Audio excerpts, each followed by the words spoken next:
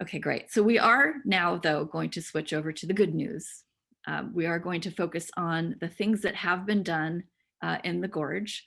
And we would also like to start with an example of, of a model of sustainable tourism that we were able to are able to kind of start working on and pull together. And I would like to kind of walk you initially through this document, which is basically something that we've pulled together through international organizations that are coming together to really look at this from a world point of view and look at best case practices and how destinations can really start to address over tourism.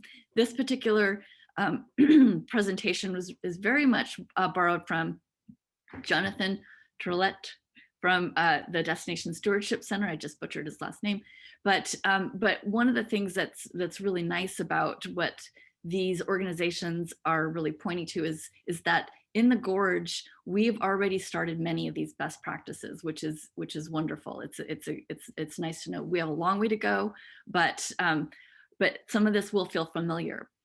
But I did want to share, this was when you signed up for Eventbrite, we asked you the three words to describe tourism in the Gorge. This is the word cloud that came out of it.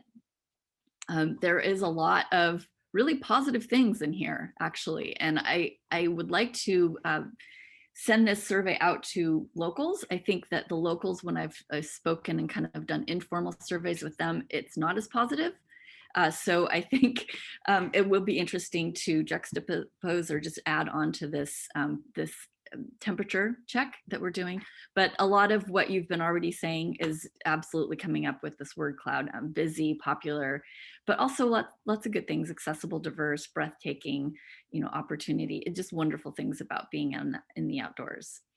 And we know that from tourism, it really is very much split. There's some real negatives that come with tourism: crowding, congestion, overdevelopment of areas, trash. We saw a lot of that last summer already.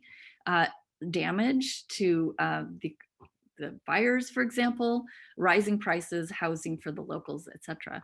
There, of course, are many really amazing positive benefits. Economic, there are many of our local businesses that depend upon the summer traffic in order to sustain them through the year. I come from a timber family, and that is one of the traditional industries in the Gorge.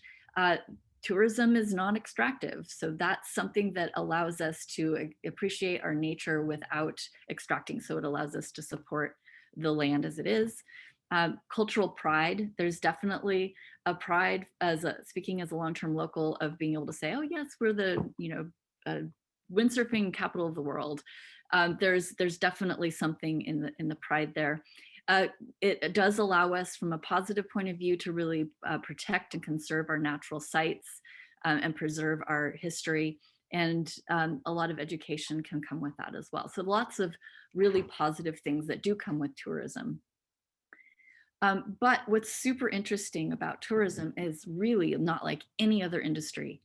It is not owned, or it is a product that is neither owned or is made. And when the industry of tourism is really about facilitating the encounter between visitors and the culture and the lands and the destination. But no one is in control. No one organization or one person is able to control this industry. And that's what makes it so unique. And so one of the things that came out of this presentation that I found really interesting and wanted to share is that there really is, different styles of tourism when you really break it down. And each of them have very different relationships to place. So if you look at entertainment, for example, this is where you have manufactured attractions that do not depend upon the character of the place. So theme parks, outlet malls, amusement parks, sports arenas, these kinds of built up attractions can be placed really anywhere, and folks will come to them without any need for the surrounding area to be any particular way. R&R, rest and relaxation, is really about just appreciating the character of the place. So beaches, think beaches. You don't have to appreciate any of the culture around you. You just want to relax and sit on the beach. But then there's touring, and touring is really about both the land and the character of the place, but also the cultural area of the place, the physical and the culture. So this is sightseeing, history, etc. And what's interesting is that there's a natural progression between touring to entertainment. It goes from unspoiled to overdeveloped. So if development is unchecked, there's a natural progression. Folks come to this area. They enjoy being in the natural area, the natural beach or woods or what have you. And because they're there, you want to build more things up because to entertain the folks while they're here. But the first two really rely upon a limited resource. And this is what we're seeing, that the crowds overwhelm the very thing that they've come to enjoy. And so this is what's really needed. This resource is really needed to be managed. And so when we talk about destination stewardship or management, it's really about caring for the integrity of the place, but also not just the place. It's about everything in that place. It is holistic.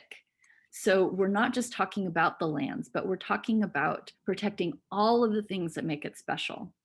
So that means our local food supply, our small businesses, the cultural aspects of our area, all of these things are factored into our destination and need to be looked at holistically. So that includes our local culture and our local towns. Really just looking at it from all the different dynamics. And when we do that, when we are looking at it holistically and not just for one or two places, then it really focuses on those unique assets and people and culture, and allows the community to see the benefits of really protecting that uniqueness of the area.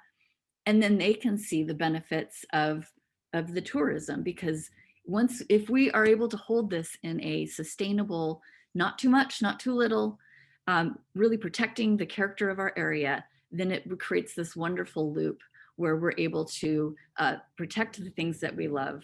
The tourism comes to see that, and it's a lovely cycle.